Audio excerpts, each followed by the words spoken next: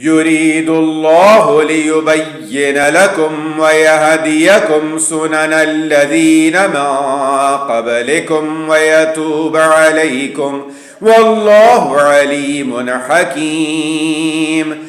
والله يريد أن يتوب عليكم ويريد الذين يتبعون الشهوات أن تميلوا ميلا عظيما.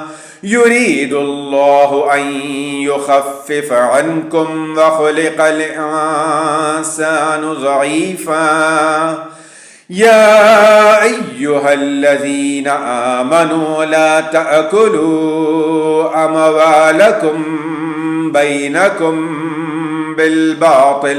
بالباطل إلا أن تكون تجارة عن تراض منكم ولا تقتلوا أنفسكم إن الله كان بكم رحيما.